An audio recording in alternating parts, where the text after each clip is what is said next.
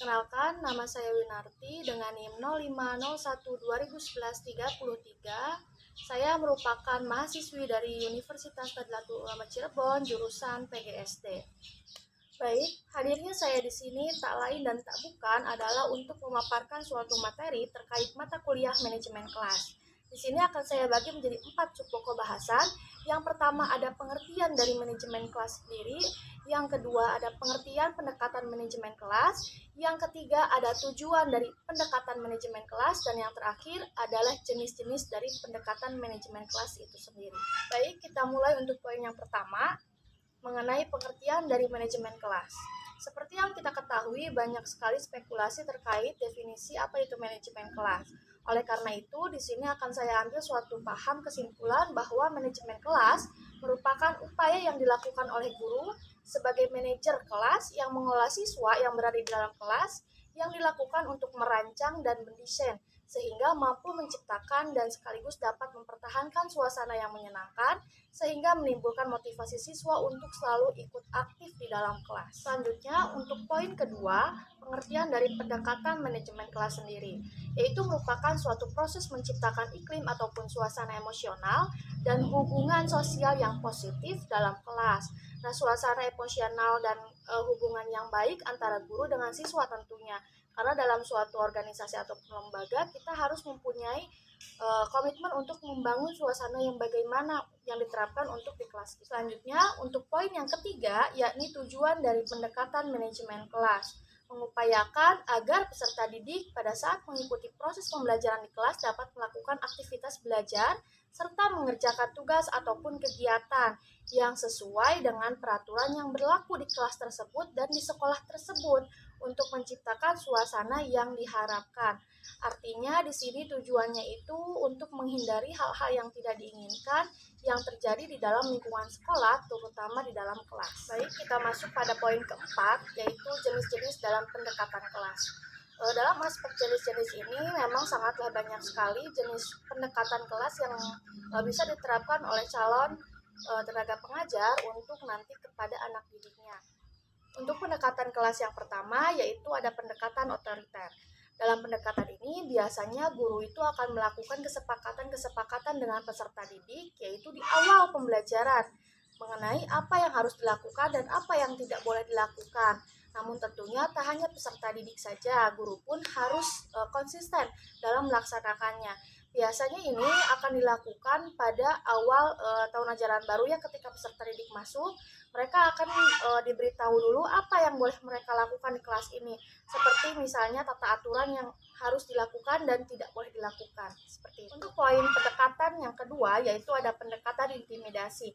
Nah, biasanya pendekatan intimidasi ini akan bermaksud untuk mengontrol tingkah laku peserta didik selama proses pembelajaran di kelas.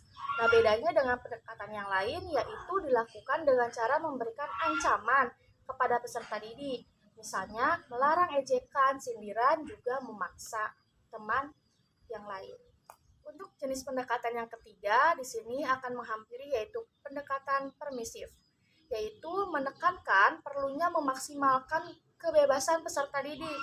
Di sini peranan guru adalah meningkatkan kebebasan peserta didik, sebab dengan itu akan membantu pertumbuhannya secara wajar, konon katanya, seperti itu. Kita lanjut untuk poin yang keempat yaitu pendekatan instruksional, di mana pendekatan ini yang mendasarkan kepada pendirian bahwa pengajaran yang dirancang dan dilaksanakan dengan cermat akan mencegah timbulnya berbagai besar manajerial dalam kelas. Pendekatan yang kelima tentunya kita akan hampiri yaitu pendekatan pembelajaran.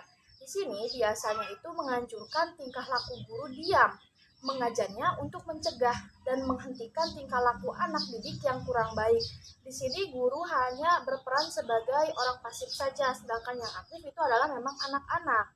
Hal itu didasarkan untuk menstimulus anak agar mereka lebih aktif di dalam kelas, sedangkan gurunya yang kurang aktif.